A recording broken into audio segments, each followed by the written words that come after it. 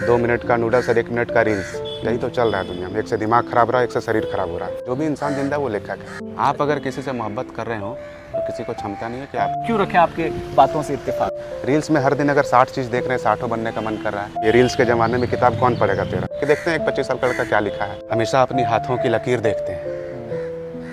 पागल हैं हम सब, अपना तकदीर देखते हैं।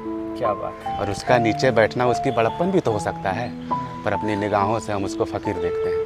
अपनी निगाहों से हम उसको फ़कीर देखते हैं। और उसके दिल में क्या है ये मुझे नहीं पता, पर अपने दिल में हमेशा उनकी तस्वीर देखते हैं। अभाव से बहुत इंसान टूटता भी है, बिल्कुल बहुत को अपना सपना छोड़ देता है। कि आप किसी को पता ही नहीं चलना चाहिए कि आप कर क्या रहे हैं। रामनवमी बहुत फेमस है, हजारीबाग का इंटरनेशनल रामनवमी के नाम से जाना जाता है। वहाँ पे बच्चों को कैसे ये सहना पड़ता है दिक्कत कर्फ्यू लगने के बाद। जो मन करे वो बात करना है, जिसको लगे उसको सुना दे। अभी कितना देर इंसान बर्दाश्त करे।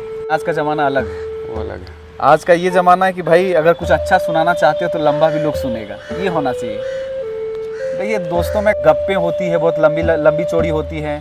लोग इतना बड़ा फेंकते हैं, गालियाँ होती हैं, जैसे उसको पकोड़े और समोसे की तरह लोग खा जाते हैं। तो नमस्कार, का युवा लेखक है, इनका शुभ नाम जीवन वर्मा है। और ये आप यूँ कह सकते हैं कि ग्रामीण क्षेत्र से आते हैं, उसका पर्दाफाश होगा।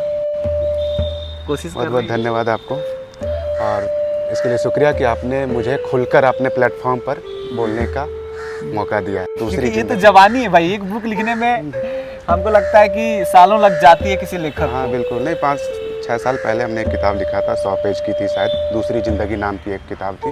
हम तो बहुत कुछ जान रहे हैं, तो हम ही जानने इससे कोई मतलब तो है नहीं, इसलिए हम उसको लोगों तक पहुँचाए। लोगों को जानवाना है। हाँ, जनवाना है कि आखिर लोग कैसे सोचते हैं, क्या उनका बैकग्राउंड होता है, कहाँ जाना चाहते हैं, क्यों नहीं जा पाते हैं। क्या कर रहे हो ये कुछ अच्छा काम कर लो, घर में ज़रूरत है, पढ़ लो थोड़ा सा। तो साहित्य जब आप पढ़िएगा ना तो आपको पता चल जाएगा कि किससे बचना है, किससे दूरी रखना है। कि गुमराह है, विज़न नहीं है लोगों के पास कि करना क्या है। कुछ भी कर सकते हैं, लेकिन डिसअपॉइंटमेंट भी इसी टाइम ज़्यादा है। लाइफ है तो करना एक ही चीज़ है आपको, सब चीज़ नहीं कर सकते हैं आप। ये जनरेशन फिर से नहीं होने वाला। बिल्कुल, इस जनरेशन में जो चीज़ें हो रही है ये फिर से दोबारा नहीं होने तो वाला। इसलिए आपने जो पूछा कि हम लोगों को कोई क्यों सुने।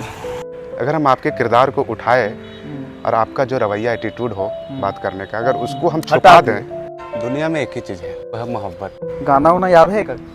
शिक्षा दिमाग को जिंदा करने का एक उपक्रम है। सिर्फ भारत ही इस दुनिया में कि शिक्षा धर्म इन चीज़ों को एक माले में पिरो करके और पूरे विश्व को एक देखना चाहता है। मात्र 2000 सीट है, फॉर्म भरे जा रहे हैं 14 लाख। गहन चर्चा का विषय है कि युवा मर रहा है। फॉर्म भरने पे वो मजबूर क्यों कर रहा है? क्योंकि उसका एजुकेशन वैसा है।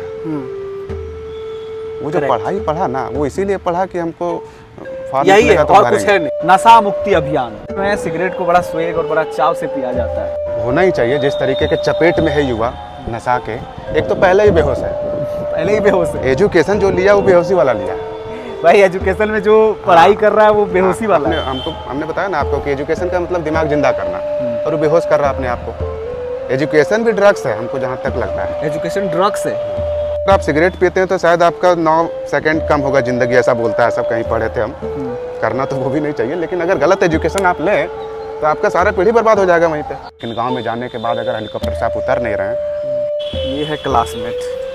25 साल का लड़का आखिर एक गांव से उठ करके किताब क्यों लिखना चाहता है? इतना बड़ा कॉन्सेप्ट, इतनी बड़ी अवधारणा स्वामी विवेकानंद की। इसलिए मैंने यहाँ आकर के मैंने सोचा कि भाई इस पर चर्चा किया।